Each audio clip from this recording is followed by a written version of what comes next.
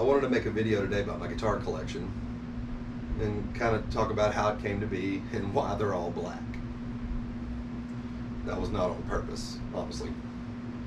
So the entire video is going to culminate in me acquiring this Gibson 335, but it's going to get its own video. We'll set this to the side over here.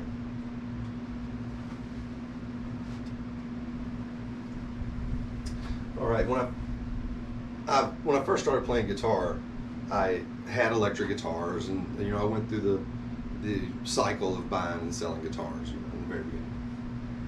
But here recently, in the most recent years, I didn't have any, and my neighbor gave me a Lotus made in Indonesia Strat wannabe. You can get them for like $35 on the internet. Well, you could, but it would suffice because I started playing Rocksmith on the PlayStation on it, and it wasn't a show guitar or performance guitar. It was just for playing the video game.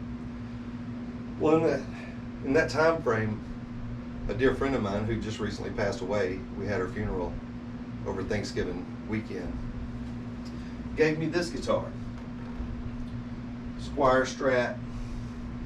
This was the beginning of my most recent foray into acquiring electric guitars. You can see it's black. It's got the humbucker single Squier Bullet, I think it's called. Nice guitar.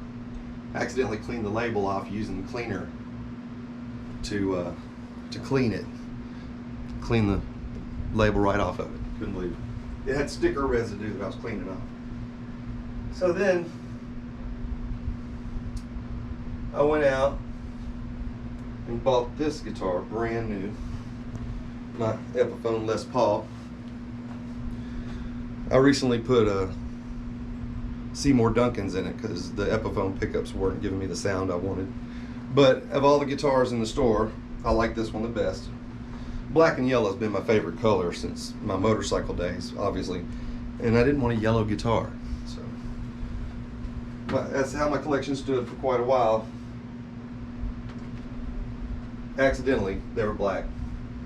Then a friend of mine, dear friend in Canada, sold me this Washburn, very affordable, nice guitar, has active pickups in it, so it's got a different sound that I was looking for. I started playing heavier music, and I needed that growly, active pickup sound for those drop C tunings and stuff. Then another friend of mine gave me this BC Rich. It was given to them. They didn't play. It was going to waste. They knew I played and wanted me to have it.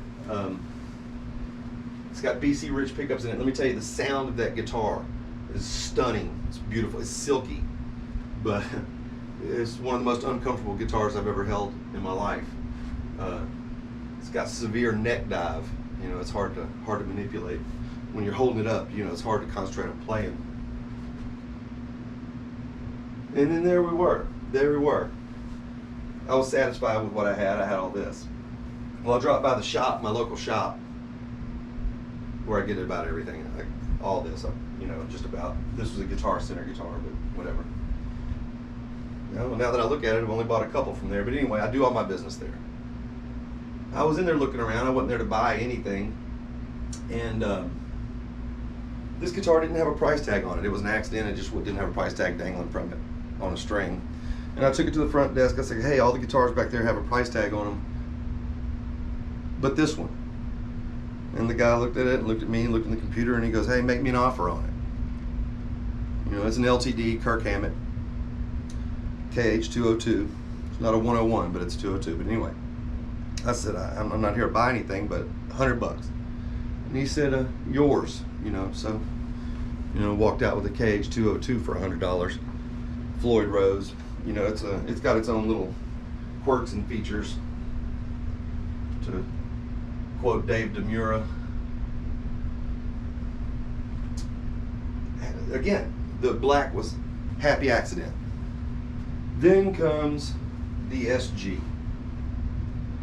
This SG was a little over $100, and it was black. And this is the very first guitar where I said, I don't have one of these, and I don't have one in black. I still got the price tags string on it. I was incredibly surprised at how light SGs are. I'm blown away holding it right now. But anyway, the insulation tape came off from around the pickups. It was a squeal monster. I mean, it was a feedback machine.